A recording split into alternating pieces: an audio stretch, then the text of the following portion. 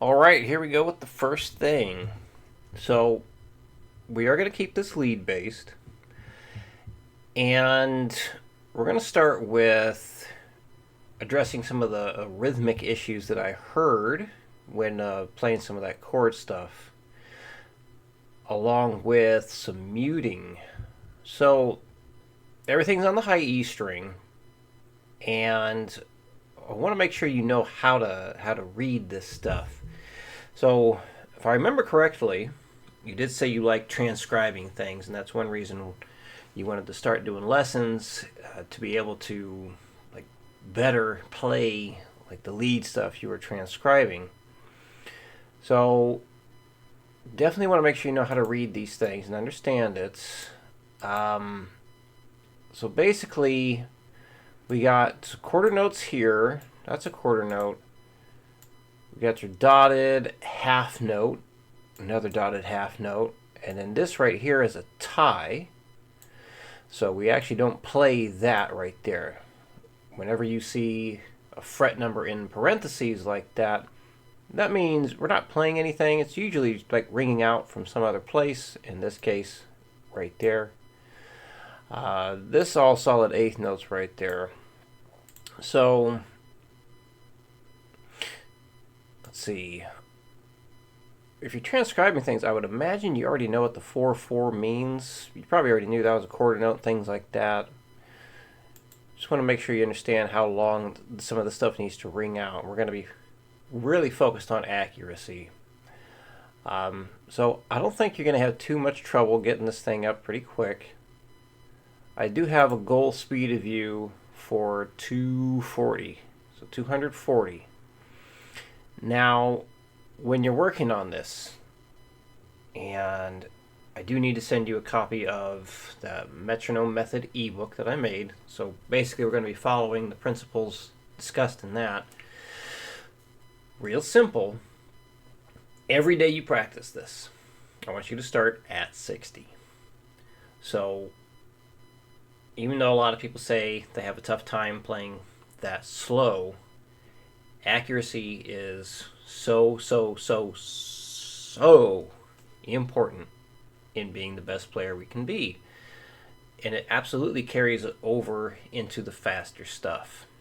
So we start playing at really fast tempos, we want to still stay accurate there. So we want to, be very disciplined, being accurate at all the tempos we're trying to play. So whenever someone says like, "Oh, I have a really tough time playing accurately at 60," I think, well, it's a good thing we're starting off there because we want to be able to do that. I know I want to be able to do that. Anything I try and do, I want to do it well with this instrument, right? So basically, you're going to start at 60 beats per minute. When you play through this just one time with 100% accuracy, and I mean that, 100% accuracy, you got to be proud of what you play. Like, yep, there's no way that, I was about to say there's no way that could be better. I mean, we can always tweak things a little bit to be better, but if it's good enough to be on your album, you're proud of that take, that's what we want. If you're proud of it, like, yep, that's good enough to be on my record. Bam. Then you go up 5 beats per minute. Always 5. Now, a lot of times people think like, "Oh, I'm going to go up 10 or 20 so I can get to this higher number sooner." Don't do that. We do not want to try and take shortcuts to get to where we're trying to go, because if you try and take shortcuts, it's actually going to take longer to get where we want to go. We're not just trying to go faster, we're trying to be as accurate as we possibly can and make sure the technique is there, because that's a very, very important thing. You want to play leads and solos that are all crazy and whatnot, we have to be disciplined and make sure everything is accurate. So, we're going to get to doing, pure speed-based stuff eventually. But, we're still going to be pushing speed a bit here. And the way I like to put it now is, speed is a byproduct of playing accurately at faster and faster tempos. So, got a whole series out there on, video series on what it takes to be a shred guitar player. So I don't know if you've seen that yet, but I'll try and remember to include the video for that. in along with this too. But yeah, basically you start at 60, play it correctly once, go up to 65, play it correctly once, go up to 70. So we just keep doing it until you can't go any faster. So how do you know you can't go any faster? When you reach a speed that takes like about 2 minutes of really, really busting your butt to get correct, that's it. When you finally get it, you're done.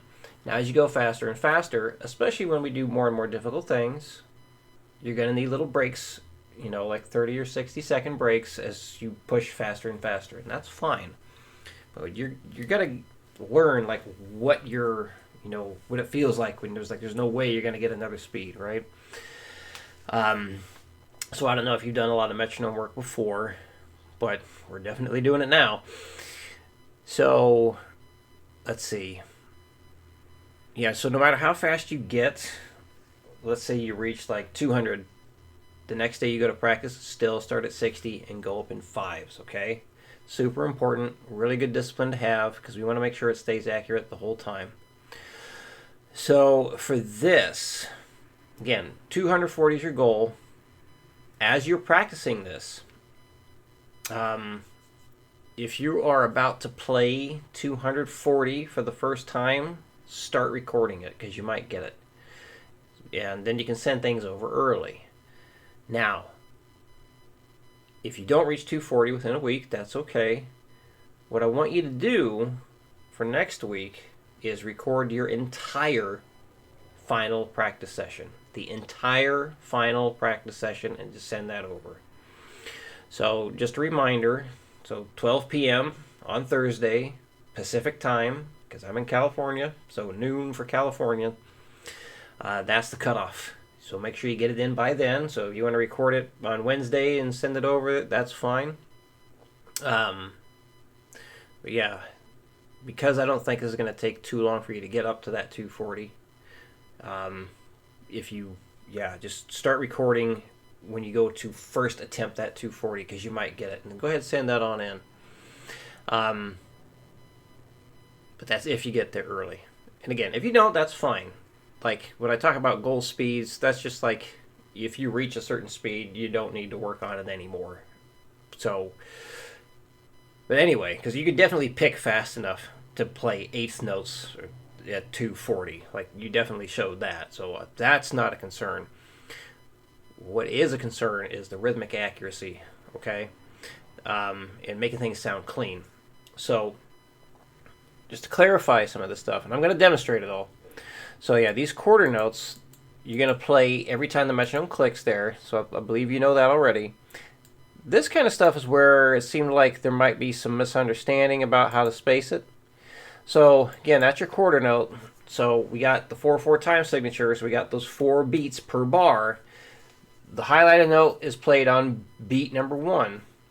This is played on beat number 2, and it lasts 3 beats long, or 3 metronome clicks. So the dotted half note is 3 beats long. So that's 3 beats long again right there. So that comes in on beat number 1 of that bar. And then this is played on beat number 4 of that bar. And it rings out across beat number 1 of the next bar. That is played on beat number 2. And it's a half note, so that rings out for 2 clicks or 2 beats. And then that's going to be played on beat number 4. Now when you get to this stuff, I want you to alternate pick. So just down, up, down, up, down, up, down, up, okay? The other thing I want you to make sure to do is your right hand, it's got to be laying across all these lower pitch strings that are not being played. Because we got to make sure no unwanted string noise is ringing out. Great place to pick to make sure that you are muting well is over the neck pickup. Not back here. I know a lot of people will play back here because they're ready for palm mutes. Problem is, if you're always back here, a lot of times the hand drifts a little bit too far to the right, and then all these strings start vibrating when you're playing. They start ringing out, and then it sounds like an absolute mess. So we don't want that. So make sure that picking hand is sitting on top of those strings, picking over the neck pickup, and that'll help make sure that none of this is ringing out there. Because when you're playing with a lot of distortion, it's really easy to have unwanted string noise. So there we go. There's all the initial talking points. So what I'm going to do is demonstrate this at some different speeds. I'm going to count off 4 every time I'm going to play, so this way you can follow along. And of course, you can always follow along with Guitar Pro as well. That being said, if you can do it with just a metronome, that's going to show that you really understand the rhythm better. Use Guitar Pro as much as you need to, and if you feel most comfortable just following that the whole time, that's okay. But if you can do it with just a metronome, that really shows that you know how to space things well. It's definitely easier just to play along with Guitar Pro, and there's nothing wrong with that. But if you want the challenge, just do it with the click. All right, here we go. 60. 1, 2, 3, 4. 1, 2, 3, 4. 1, 2, 3, 4. 1, 2, 3, 4. 1, 2, 3, 4. 1 and 2 and 3 and 4 and 1 and 2 and 3 and 4 and 1 and 2, 3 and 4. All right, 120. 1, 2, 3, 4. 1, 2, 3, 4. 1, 2, 3, 4. 1, 2, 3, 4. 1, 2, 3, 4. 1.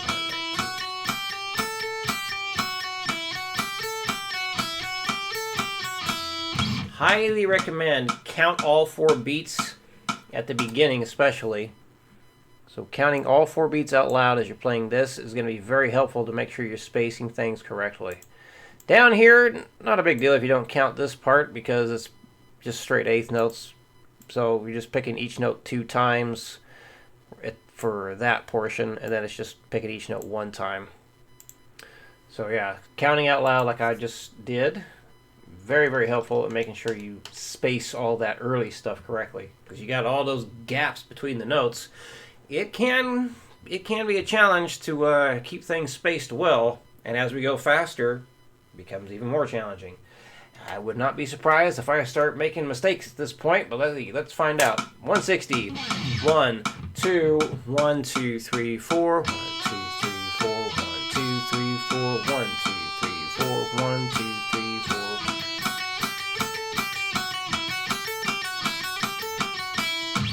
All right. And you may have noticed, like, I'm not letting that note ring out all 4 beats. I mean, that's what a whole note is. It's 4 beats long. But for practice purposes, don't worry about it. Just hit it and move on. Don't need to waste time letting that ring out all 4 beats. Now, if you were to be recording a piece of music or playing a song or whatnot, then yeah, you'd want it to ring out that long. But it's just easier to fill up the last bar with a whole note. So that's what I do. So again, practice purposes, you don't need to let that last note ring out all 4. All right, 200. 1, 2, 1, 2, 3, 4. 1, 2, 3, 4. 1, 2, 3, 4. 1, 2, 3, 4. 1, 2, 3,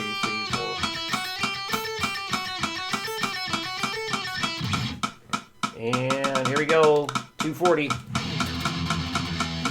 1, 2, 1, 2, 3, 4. 1, 2, 3, 4. 1, 2. Wait a minute. I played that wrong. See? Mistake. 1, 2, 1, 2, 3, 4. 1, 2, 3, 4. 1, 2, 3, 4. 1, 2, 3, 4. 1, 2, 3, 4. Let's do it again. 1, 2, 1, 2, 3, 4. 1, 2, 3, 4. 1, 2, 3, 4. 1, 2, 3, 4. 1, 2, 3, 4. There we go. So, we'll see how you do with that last part there too, because that's pretty challenging to do accurately. Like, that absolutely challenging to keep that accurate, and we want accurate. So if you need to, let's say like that part right here, maybe that part is just an absolute pain in the butt, you are absolutely welcome to single that out and do that as like a separate practice thing all by itself. So anything that we do, whenever there's a section that is giving you extra trouble, single it out. Focus on just that part as like a supplemental exercise on top of the whole thing. Always a good idea to focus on what's the most pain in the butt. So that's it for the first one. If you have any questions, please let me know. And I will see you in your new video.